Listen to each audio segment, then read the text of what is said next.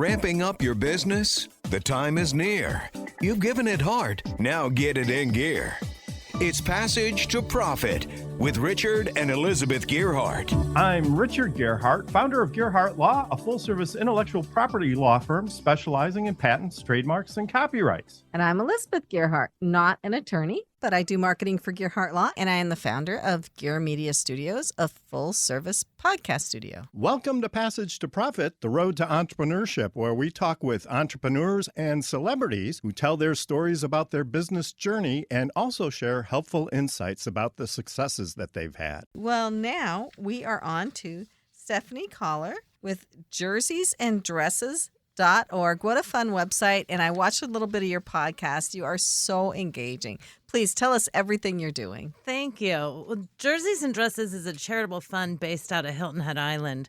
And it started and was inspired by my work with raising money for the Eagles Autism Foundation up in Philadelphia.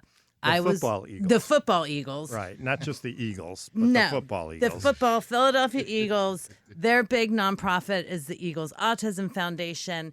One of my dear friends who is also an entrepreneur, she has a cake pop company, and she is a sponsor for the Eagles and the Eagles Autism Foundation. So I was up in Sea Isle City helping her hand out cake pops, and I got a call that said, you need to come. We were at the Beer Olympics for the New Heights podcast. Oh, fun. And I get a call that said, drop the cake pops, come to the dock, and chug a beer with Jason Kelsey. Okay. Well, who wouldn't do that? Let's go. Let's go.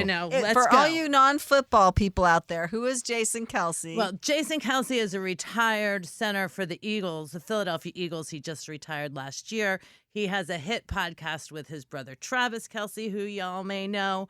His wife is Kylie Kelsey. And this was like, are you kidding me? Like, let's go. We had so much fun that day. It was about the fun. And I was like, how can I recreate this level of fun on Hilton Head? So I can come to Philadelphia. I can do these things with Mary Ellen's Cake Pops and the Eagles Autism Foundation. But I needed more of this in my life on a regular basis. So I started Jerseys and Dresses. The whole thing started as an idea for a single event. We were going to have a celebration of football on Hilton Head. Hilton Head is a melting pot. We've got Steelers fans, Dallas fans, Bills fans. So in my mind, I see this Jerseys and Dresses tailgate. The guys wear jerseys, the girls wear dresses. And we had to class it up a little bit. So we had it at a private car museum on Hilton Head, and it was a tailgate party. And that was our first fundraiser. How did that go? It was a hit. We had so much fun. We had fun. We did regional food stations for key NFL cities. We had cheesesteaks. We had wings for Buffalo. We had all these different food stations. We brought in musicians from Nashville to play for us. We had a beer pong tournament next to Maseratis and Ferraris. I mean, it was just a really fun night. And then that kind of grew, as many things do, from this one event to this charitable fund that we can now do events. We can scale it. I have a team of interns that I hired this summer that are going to work with me on scaling it to other cities, to bringing fundraisers to maybe minor league baseball stadiums, a Jerseys and Dresses night.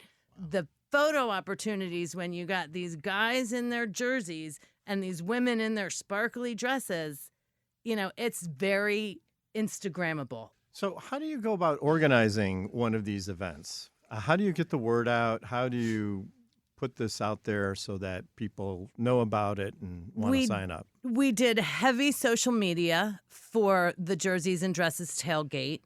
Was that advertising, or was that you just had a lot of people posting about it? How did we that were work? Advertising. I created the event. I created the flyers, the posters. We hung them up all over Hilton Head like old school grassroots marketing. I was invited to go up and go on a local morning talk show out of Charleston, South Carolina, and we talked about jerseys and dresses there. So it was really, I called a couple, key island people where we are and just flat out said, like, will you support me? Will you, purchase a table for 10 and bring your friends to this inaugural event and see what we can do? And everybody I asked, from sponsors to attendees to guests to musicians, everybody said yes. The first companies I reached out to on the island as far as, will you be a sponsor? They all said yes. And I think that's because they know me and they know that for the past 16 years, I've been giving back to the island in lots of other ways. So never have I had an actual ask. I was always the one giving. I've never asked. And when I finally did ask, they all said yes. And we pulled off a phenomenal event that we supported 3 local organizations and the Eagles Autism Foundation. I'll wait in the car. Just let me know when you're done. I'll be fine. I'll get something to drink. It'll be fine. But it's a really inspiring story of giving back and getting the kudos for giving back, and that's what you described. What a great story! Thank you for sharing. It's all relationships. Are you a member of any chambers of commerce? I am. I'm a member of the Hilton Head and Bluffton Chamber of Commerce down in South Carolina, and they have. They do a lot. I'm a new member. My organization, we just started in December of 2024. So Wow. We are brand new. We started, I'm actually organized underneath a community foundation. So the community foundation of the Low Country is the 501c3 that manages my fund. And they are experts at what they do. And they take a lot of the pressure to know the law of nonprofits, the accounting of nonprofits. They really are dialed in on that stuff that I don't know that. So partnering with the community foundation has been invaluable to me. So what are your future plans? Oh, all kinds of It plans. sounds like it, so tell us more. We want to really start doing some jerseys and dresses fundraising anywhere that wants to do a unique fundraiser. People have been doing fundraisers forever, and there's themes that people have.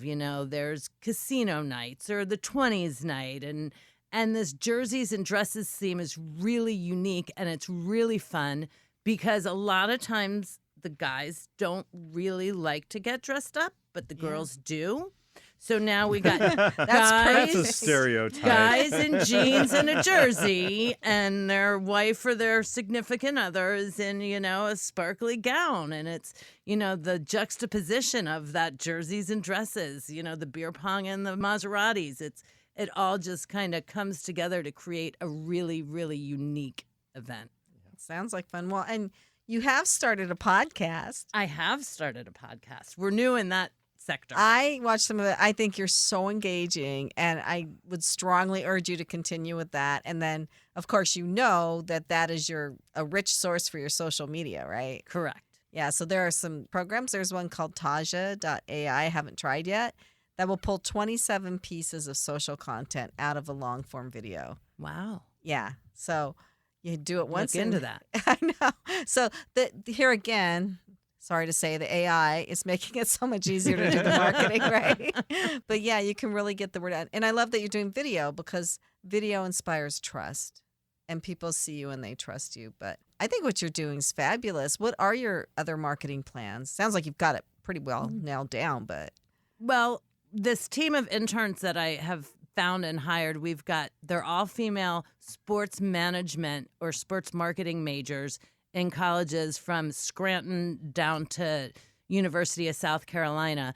They are going to be reaching out to grow and call on minor league baseball stadiums this summer, recreational organizations, sports bars, all kinds of places to introduce the concept of a jerseys and dresses fundraiser. We will, of course, share the proceeds with the organization that's close to the venue's heart, and then keep a little bit to keep our programming going. So we do a lot in our community with Sandalwood Food Pantry to feed those that can't necessarily, come up with enough food in the pantry for their loved ones, and another organization called Visitation Home, which ties back to my Eagles autism work, and it is a structured day program for adults with disabilities. So we do a lot of work trying to support our community. I want to support all the communities. I don't want it to just be Hilton Head because there's so much that we can offer to other communities and help everybody. Have you trademarked your brand? I have 2 trademarks in the process right now. Jerseys and Dresses is one of them. And then as far as the event, because this is essentially a big garage, we've trying to trademark the biggest garage party. So, but I can see how that kind of fundraiser could really help businesses that maybe want to do something charitable to get some positive recognition in their community, but don't have any idea what to do or how to do it. right. Then you bring it to them.